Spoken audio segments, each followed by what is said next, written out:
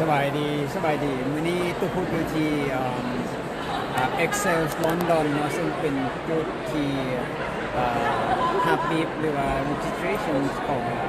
London Marathon 2024นั่นเองนะซึ่ง Excel London นี่ก็เป็นถือว่าเป็นจุดศูนย์รวมการงานบางแสดงสินค้าอย่างต่างๆนะซึ่งว่าถ้าเทียบบ้านเฮากับไอติกนั่นแหละ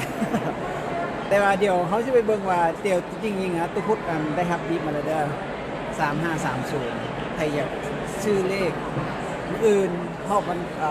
วันศุกร์อย่าลืมซื้อเด้อได้แน่นอน ถือแน่นอน3530เดี๋ยวตุพุทธที่พาไปชมงานนะว่าอยู่ในเอ็กซ์โปของพระเจ้าเนี่ยมีอย่างแน่และมีอย่างที่น่าสนใจเลยเนาะเดี๋ยวเขาจะไปเบิ่งน้ำกันเลย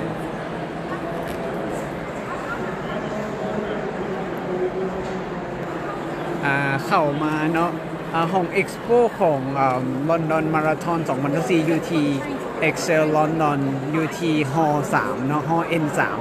ซึ่งเข้ามากะง่ายแล้วก็ไวแฮงเนาะคนหนึ่งใช้เวลาบ่ฮอดนาทีที่ฮับบีฟเนาะง่ายสุดเพราะว่านักเล่นแต่ละคนนะถือว่าจะต้องได้ดาวน์โหลดแอปของงานมาไว้เรียบร้อยเนาะถ้าดาวน์โหลดแอปของงานไปเรียบร้อยแล้วมันจะเฮาก็รีจิสเตอร์ของเฮาเข้าไปเนาะ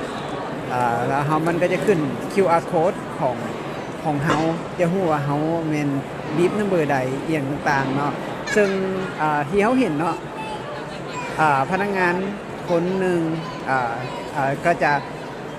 รับโดยการให้ผู้ที่สมัครหันนำเอา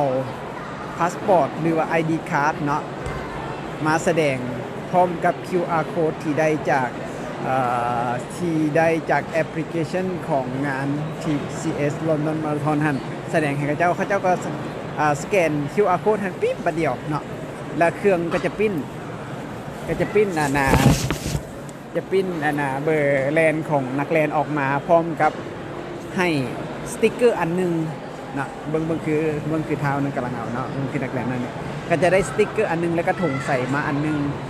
สติ๊กเกอร์นั้นไว้ติดอยู่ทั้งหน้าถุงใส่เพราะว่าเวลาเฮาก่อนเฮาจะปล่อยตัวเฮาจะเพิ่นจะเฮาจะสามารถฝากเครื่องได้โดยเอาเครื่องที่เฮาต้องการฝากบ่จะเป็นเสื้อกันหนาวบ่พาเซโตเกิบคู่ไม้หรือว่าธงตีนเพราะว่าอากาศมันหนาวหลายเนาะมื้อเช้านี้4องศาเอาธงใส่ธงใส่หั่นแหละแล้วก็เอาไปฝากก่อนที่จะปล่อยตัวเนาะงานนี้ดีแน่ว่าสามารถฝากได้อันในมือปล่อยตัวเลยแล้วก็ถือว่าเสร็จสับเนาะใช้เวลาบ่ฮอด1 นาทีในการฮับบีฟของแต่ละคนง่ายแล้วก็ไวเนาะเขาแค่พวกซื้อแล้วต่อมาเขาก็จะย่างมาก็จะเป็นในส่วนของลืม ลืมอธิบายมาอยู่ทั้งหน้างานจะมีอาสาสมัครคอยให้คำแนะนำกับคนที่มาอยู่ว่าเขาจะเอียงยังไงเนาะลืมแนะนำย่างต่อมาเลยก็เป็นภาคบังคับเนาะต้องเข้ามาเยี่ยมชมห้องว่าrunning show ของNew Balance เนาะ running show New Balance เนาะอันนี้เป็นรูปของบรรดาพรีเซนเตอร์ของ New Balance นะโอเคพรีเซนเตอร์อันนี้มีพลังหลายเนาะอันนี้ก็นักแลนอีลิทของ New Balance เนาะ Run Your Way New Balance เนาะนี่เป็นนักแลนที่มีชื่อเสียงโด่งดังนะแล้วก็เป็นการโชว์เคสของ New Balance เนาะมีการโชว์เคสว่าสุดแลนที่เป็นคอลเลกชันของLondon Marathon 2024มันอยู่นี่เด้อเตรียมเงินซื้อรถเพราะว่าจะเป็นเสื้อส่งแลนเกิบแลนที่ออกคอลเลกชันของมาราธอน2024นะมาอยู่นี่งามหลายอลังการงานตาแล้วก็อยู่นี่จอตัวนี้มันเป็นจอ3มิติที่เบิ่งด้วยตาเปล่าเนาะถ้าเฮาเบิ่งคือว่าเฮาอยู่เป็นอย่างเงี้ยเขาเข้าไปทางในเลยคือว่าเขาเข้าไปทางในเลยแต่จริงๆมันเป็นจอ3มิติเด้อนี่เด้อมันเป็นจอ3มิติจอหมดก่อนซ้ำว่าสิให้เบิ่งโอเควันนี้มาละนะเป็นจอ3มิติแบบตาเปล่างามหลาย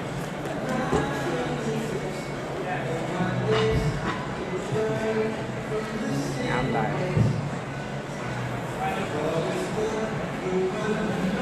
โอเคตอนมื้อนี้ก็ถือว่าเป็นมื้อที่สองที่ว่าในส่วนของงานเอ็กซ์โปเนาะนักเรียนหลายๆคนเนาะทั้งรวมพ่อแม่ลูกก็มาเรียนเนาะอันนี้แม่เรียนเลิกผัวกับลูกกันมาเสีย ไอ้โลโก้ของ New Balance เป็นยังไงแล้วก็ Run Your Way ซึ่งเป็นการอธิบายเป็นมินิมิวเซียมของNew Balance ซึ่งแสดงให้เห็นถึงว่า New Balance เขาเจ้าเห็นอย่างนี้อยู่ในส่วนของLondon Marathon 2024 ตรงนี้ก็จะเป็นจุดให้นักเรียนที่ว่ามาได้นั่งพักแล้วนั่งอัพโหลดรูป อยู่ตรงนี้ และเข้ามาเนาะก็จะเป็นการโชว์เคสเครื่องของคอลเลกชันที่เป็นกำลังขายอยู่ในปัจจุบันนี้ของNew Balance 2024 อาสาสมัครหลายครับพร้อมที่จะเฮ็ดให้เฮาเสียเงินพร้อมที่จะอธิบายและให้เฮาเสียเงินเพื่ออยากซื้อนะอันนี้ก็เป็น Adagram ของNew Balance เนาะตั้งแต่ปี 1906 เนาะไก่อันนี้บ่แน่ใจเพิ่นว่า All Star Big Chicken ดีแล้วแล้วก็มีเกิบรุ่นปี 1961 เกิบคู่แรกของเกิบที่แลนด์มาราธอน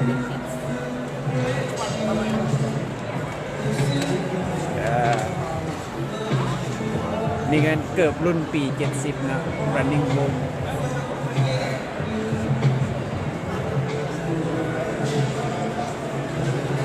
แล้วก็เห็นวิวัฒนาการเกิบของ New Balance เนาะจนมาฮอดรุ่นสุดท้ายรุ่นที่เป็นนิวยอร์กมาราธอนคอลเลกชัน2024 เนาะน้ำไหลเบิ่งคือสิใส่ค่ะจักสิเสียเงินหรือบ่ก็บ่ฮู้เนาะ Fuel Cell SCE Lite นะVC นะซึ่งเป็นคู่นี้แหละของรุ่นของปี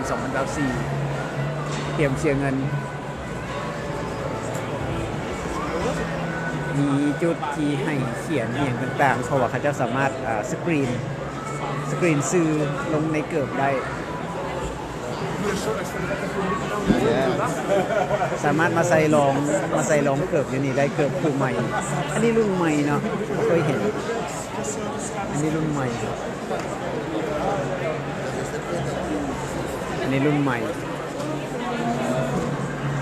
นี่สามารถมาลองนะเรามาเทคอยู่นี่ให้ฮู้ว่าเฮาควรใส่เกิบแบบใดตีนเฮานักเอียงจังได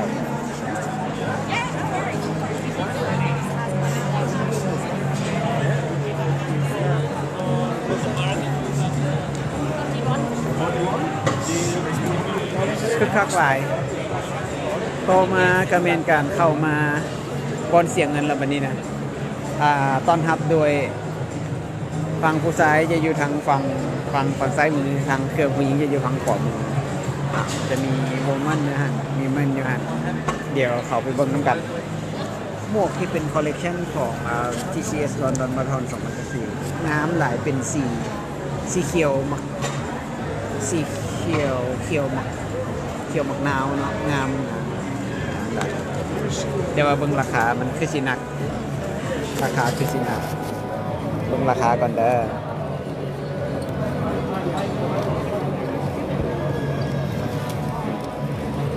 ราคาบ่ได้แพงเนาะถ้าหากว่าใจเขาอยากซื้อราคาเท่า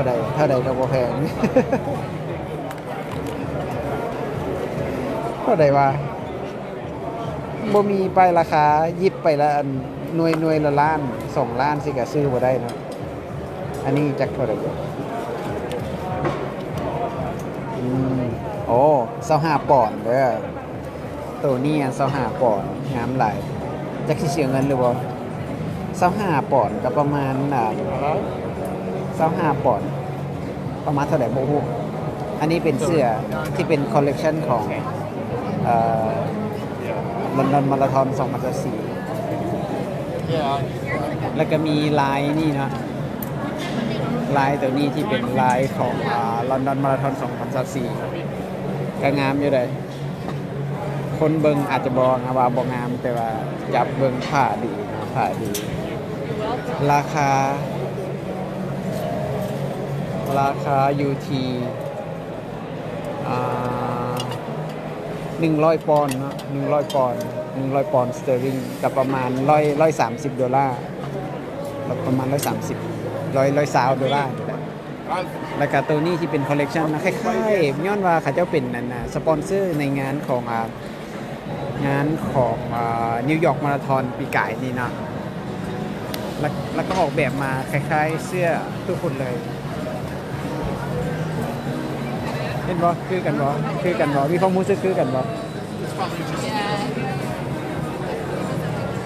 คล้ายๆกันเนาะบ่ได้ต่างกันหลายต่างแต่มีโลโก้ของลอนดอนเข้ามาซื้อเพิ่มเนาะแล้วก็เสื้อตัวนี้น่าจะเหมาะกับบ้านเฮาเพราะว่ามันเป็นเสื้อแลนงานมันเป็นผ้าแลนย้ำหนาวได้นะแล้วก็มีลอนดอนมาราธอนซึ่งเป็นสะท้อนแสงได้นะตรงนี้ไปเบิ่งอีกในส่วนของเสื้อเชิ้ตของงานกางงามนะเป็นเสื้อแลนได้เลยมีทั้งเสื้อกล้ามแล้วก็บ่เป็นเสื้อกล้ามแต่ว่าเป็นแพรแบบอีลิทเลยมีจ็อกเกอร์นำเด้อจ็อกเกอร์นำ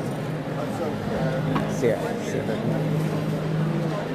แล้วก็เสื้อกล้ามของลอนดอนมาราธอนตัวนี้นะขนาด XS แล้วตู้น่าจะใส่ได้ราคา40 ปอนด์ก็ประมาณ50 ดอลลาร์ประมาณ45 ดอลลาร์ประมาณ45 ดอลลาร์ประมาณ 1,500 บาท 1,300 บาทมันมีสีนี่นะ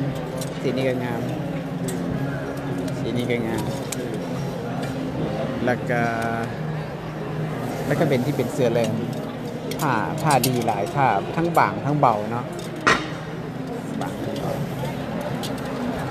ต้องได้ญาติซื้อเลยบริเวณว่าอัน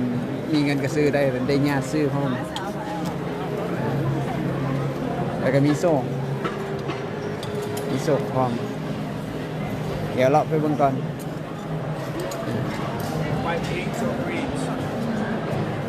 แล้วก็มีโซ่อันนี้โซ่แลนกันโอเคเด้อข้างหลังมีกระเป๋าใส่เจลได้ RC Shot นะราคาอยู่ที่เท่าไหร่วะ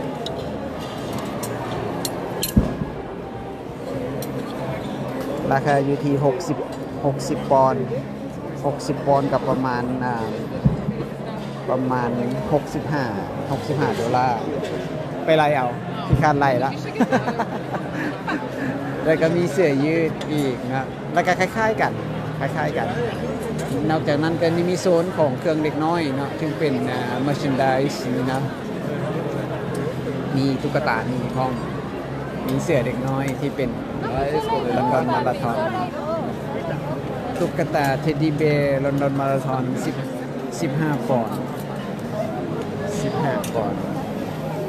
ผู้ใดมีลูกมีหลาน15 ปอนด์ต่อมาก็มีกระเป๋าถุงผ้าไว้ใส่เกิบใส่เครื่องแลนไปแลนนี่หมวกมีหลายสีก็ที่เห็นอยู่ทั้งหน้าเนาะจะมีสีกาแฟสีดำแล้วก็สีเขียวนะอันนี้มีสีเพิ่มเติมมาแล้วก็มีเป่าเป้ของลอนดอนมาราธอน2024ราคา30 ปอนด์ก็ประมาณ 1,500 บาท 1,600 บาทเมื่อแล้วก็มาจ่ายเงินเนาะอันนี้จุดแคชเชียร์จ่ายเงินเพเฮียตัวบักใหญ่เพเฮียแต่ว่าสีนี่ก็งามเด้อสีนี่ก็งามเสื้อแลนสีนี่ก็งามสีอีหยังวะ มันออกพิงพิงแต่โบเมนพิงจิวโบฮิตเป็น30ปอนด์40 ปอนด์40 ปอนด์เหมาะสำหรับบ้านเฮาเพราะว่ามันกว้างดีแล้วก็ระบายอากาศได้ทันทีน่าจะบ่แห้งน่าจะแห้งดีในส่วนของฝั่งผู้หญิงมีเพิ่มเติมมาแมนมีสีออกสีบัวแต่บัวออกบ่แม่นบัวแท้นะบ่แม่นบัวแท้ก็สิมีเพิ่มเติมเข้ามาฝั่งผู้หญิงมีเสื้อนี่มีสีนี่พร้อมเด้อเข้าเป็นคอลเลกชันนะสีเขียว XS เลยเนี่ยตัวบักใหญ่40 ปอนด์คือกันแล้วก็มีโซกน่าจะได้ส่งนะครับผู้หญิงคอลเลกชันของผู้หญิงก็คือคล้ายๆกันต่างแต่ว่ามันจะตัดเป็นทรงของผู้หญิงโซนสีส่วนรูปแบบมันออกมาคล้ายๆกันอยู่เลยคล้ายกันออกมาคล้ายกันแต่ว่าอันนี้เป็นmerchandise official store ของ New Balance เท่านั้นเด้อแต่ว่าข้างในก็ยังจะมีห้านขายที่เป็นของเจ้าอื่นๆเนาะของคนอื่นๆหันมาขายอยู่ในนี้คือกัน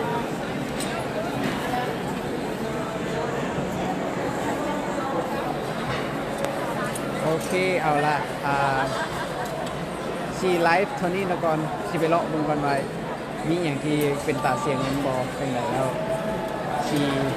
แจ้งเด้อว่าได้อีหยังกลับไปส่วนว่าใครอยากฝากซื้อบอันนี้บ่ฮับฝากเนาะเพราะว่ากระเป๋าน้อยมาเด้อเอาฝากเก็บไปบ่ได้แล้วเจอกันเนาะอย่าลืมเชียร์ตู้แล้วก็ปี้เด้อนี่ได้เปิดของตู้เด้อแล้วเราจะพบกันในละตู้เชียร์อัปเดตนะครับบาย